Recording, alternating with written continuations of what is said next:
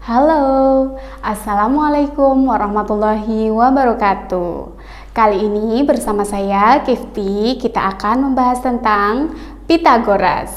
Tapi sebelum kita lanjut ke pembahasan, jangan lupa subscribe, like, share, and comment. Brand Smart Bimbel, pinter gak harus mahal.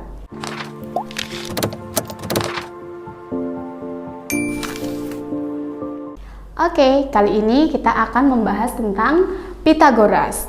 Teman-teman ada yang masih ingat Pythagoras itu siapa sih? Yap, betul sekali. Pythagoras itu adalah seorang ahli matematika dan filsafat yang hidup di tahun 475 sebelum Masehi. Betul sekali.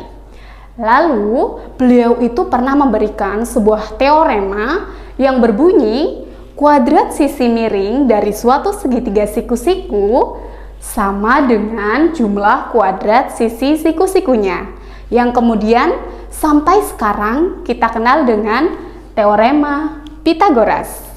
Nah, ngomong-ngomong tentang Pythagoras itu pasti akan berhubungan dengan yang namanya segitiga siku-siku ya. Sekarang kita perkenalan dulu nih sama siku-siku dari sebuah segitiga. Apa sih siku-siku itu? Siku-siku adalah pertemuan dari dua garis yang saling tegak lurus, yaitu sudut siku-siku. Nah, segitiga siku-siku itu mempunyai tiga sisi yang perlu kita kenal. Di sini ada, biasanya kita sebut dengan sisi miring. Di sini bagian C.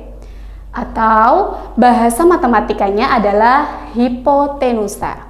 Kemudian, untuk sisi-sisi yang membentuk siku-siku disebut dengan sisi siku-siku. Nah, lalu teorema Pythagoras itu kan kita bahas di matematika. Lalu berarti ada tuh bahasa dari teorema Pythagoras yang berbahasa matematika. Betul sekali. Yaitu seperti ini, bahasa matematika dari teorema Pythagoras. Bahasa matematika dari teorema Pythagoras. Kita lihat dari sisi siku-siku, kemudian kita sambungkan dengan teorema Pythagoras yang dibuat oleh Pythagoras. Di mana kuadrat sisi miring atau sisi C, jika dikuadratkan, dia akan sama dengan jumlah kuadrat dari sisi siku-sikunya. Berarti C kuadrat sama dengan A kuadrat ditambah B kuadrat. Terbentuklah rumus C kuadrat sama dengan A kuadrat ditambah B kuadrat. Kemudian kita akan masuk ke sebuah kasus dalam kehidupan sehari-hari. Kasus yang pertama. Diketahui A 3 cm, B 4 cm. Buktikan bahwa C kuadrat sama dengan A kuadrat ditambah B kuadrat. Solusinya, kita gunakan rumus Pythagoras. C kuadrat sama dengan A kuadrat ditambah B kuadrat untuk mencari sisi C. Karena di sini hanya diketahui AB, C-nya belum diketahui. Jadi kita harus tahu dulu C-nya itu berapa. Nah, dengan menggunakan rumus Pythagoras bisa kita peroleh C kuadrat sama dengan 3 kuadrat ditambah 4 kuadrat.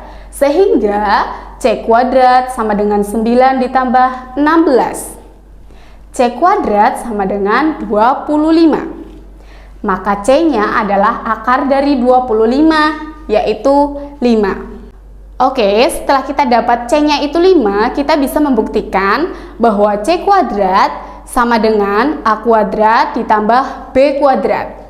Yaitu dengan cara kita mensubstitusikan masing-masing A, B, dan C ke dalam rumus Pythagoras, di mana C adalah 5, A adalah 3, dan B adalah 4. Sehingga C kuadrat sama dengan A kuadrat ditambah B kuadrat akan menjadi 5 kuadrat sama dengan 3 kuadrat ditambah 4 kuadrat.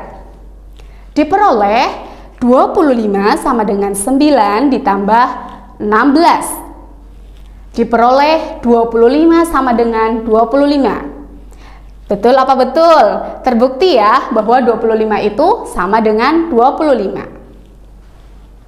Oke, kita masuk ke kasus yang kedua, yaitu Pitagoras dalam kehidupan sehari-hari. Di sini diberikan sebuah soal. Jadi ada sebuah tangga bersandar di dinding vertikal yang panjang tangganya adalah 5 meter. Kemudian kaki tangga 3 meter dari dasar dinding. Seberapa tinggi puncak tangga di atas tanah? Oke, untuk menyelesaikan kasus kedua ini, kita harus menyelesaikannya dengan menggambarkan dulu segitiga siku-sikunya. Yaitu di sini kita tahu bahwa tangganya itu bersandar pada dinding. Jadi, tangga digambarkan sebagai sisi miring yang bersandar pada dinding vertikal. Nah, kaki dari tangga itu sampai dengan dasar dinding adalah 3 meter. Kemudian panjangnya tangga itu adalah 5 meter. Nah, yang ditanyakan itu adalah puncak tangga sampai dasar dinding. Itu berapa? Sampai dasar tanah, mohon maaf. Itu ada berapa tingginya. Nah, soal seperti ini juga diselesaikan dengan rumus Pitagoras.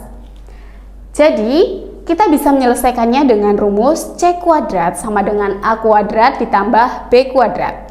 Kita tahu C atau panjang tangganya itu adalah 5. Jadi kita langsung masukkan saja. C-nya itu 5 kuadrat. Kemudian A yaitu puncak tangga sampai dengan atas tanah itu adalah yang dicari. Jadi tetap kita tuliskan sebagai A kuadrat saja. Kemudian untuk B kuadratnya, B-nya adalah kaki tangga sampai dengan dasar dinding. Itu panjangnya adalah 3. Berarti kita tuliskan 3 kuadrat.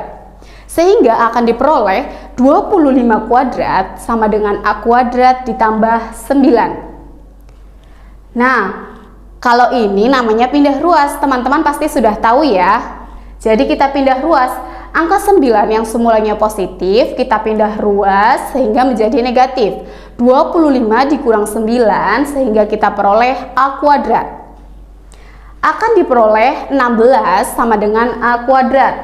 Nah, yang kita cari itu hanya A saja, bukan A kuadrat. Sehingga A kuadrat bisa kita turunkan menjadi A dengan akar 16. Diperoleh 4. Nah, untuk menjawab soal cerita, biasanya kita balas juga dengan sebuah cerita. Jadi kita tuliskan di sini. Jadi, puncak tangga di atas tanah adalah 4 meter. Bagaimana? Ada yang mau ditanyakan? Tidak? Sangat jelas? Oke, terima kasih. Oke, Sobat Brain Smart, jangan lupa untuk pertemuan selanjutnya, teman-teman boleh request mau materi apa saja. Silakan tinggalkan komentar kalian di bawah. Jangan lupa subscribe, like, share, and comment. Brain Smart Bimbel, pinter nggak harus mahal. Assalamualaikum warahmatullahi wabarakatuh.